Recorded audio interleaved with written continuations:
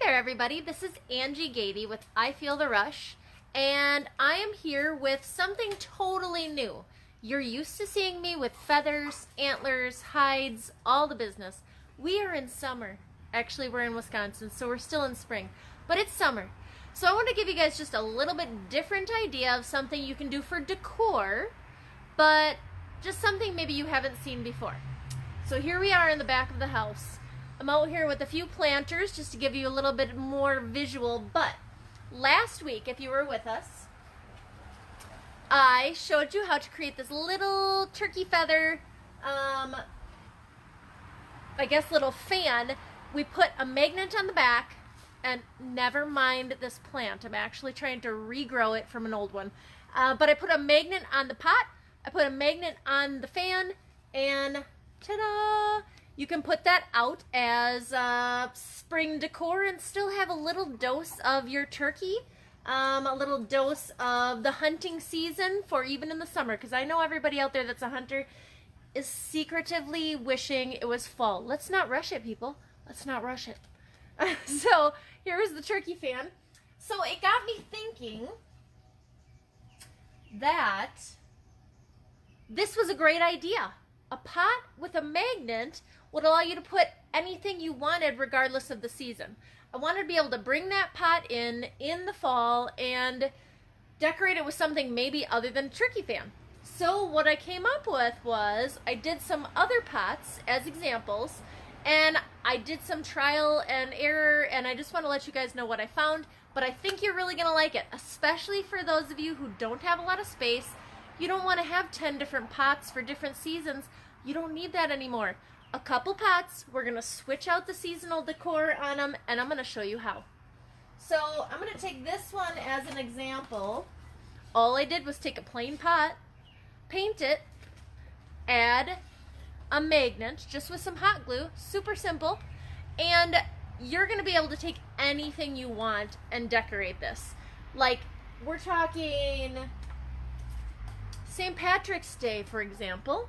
Now keep in mind, this is summer. There isn't any St. Patrick's Day, but I wanted to show you an example of how you could take one pot and change out the decor on the front of it. All I did was print this on the computer, put tape across it, and cover the back with some cardboard that I got out of the recycling bin. And ta-da! You have St. Patrick's Day. I'm sorry for the noise around here. We live in very close proximity to our neighbors.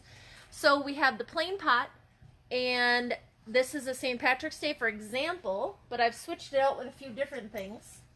For the white one, now a few things I wanted to mention were, I printed this just on plain paper, so what you can do is back it with some cardboard before you put the magnet on it. Put some backing on cardboard, and it'll give it a little bit a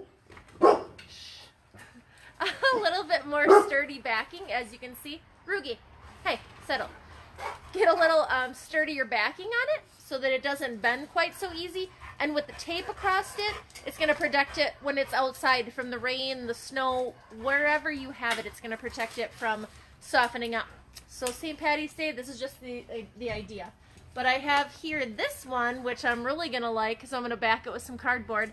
I live for opening day, so even in the spring, in the summer, I'm still going to be remembering that fall is just around the corner. So that's an example. Another idea I had for Father's Day is I had these little turkey feather bow ties. Isn't that adorable? And then you're going to put a plant in there, and that's more masculine. So for you guys out there, you can paint the pot black, you can paint the pot gray, whatever you like. But we make these. However, I will tell you, you can get them on Amazon for about $14. So if you're looking for something different, pot, black paint, feather bow tie, adorable. Put a plant in there that your dad's gonna like, or your grandpa, or your husband. It's something a little bit different that you probably haven't seen before. I also found this.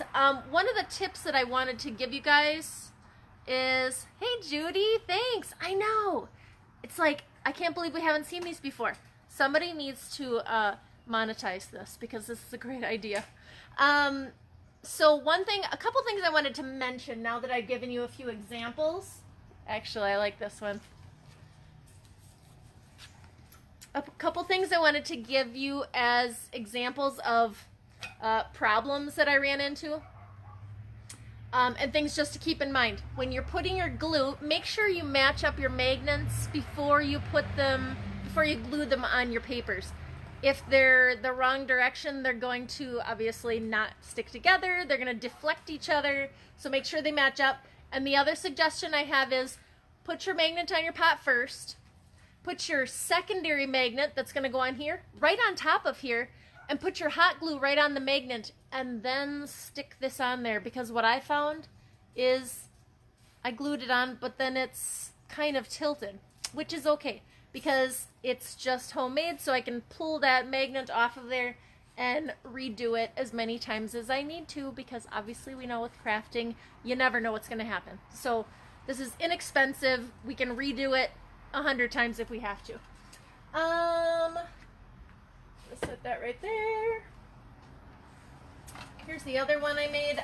Again, a key component to making sure that they last is this is just a plain piece of paper. You're going to want to maybe put some cardboard on the back side of this so that it stays sturdy. And here's what I'm talking about. It looks cool because it's sideways, but I didn't intend for it to be that way. Put your magnet on your pot first, and then put your magnet that you're going to put on your piece right on the pot so that they stay together, because for some reason magnets like to turn, and depending on the way that you have them turned, they don't like to match together sometimes. So just put them right together. Put your glue on the magnet before you put your paper on top of that. Just then they match up nicely. But isn't that adorable? All I did was go to Google, print off some pictures, and again, here's another thing that I want to tell you guys. A couple different ways that I protected these. I tried a few different things. I had some of that roll plastic where I tried to peel off the back. That was kind of a nightmare.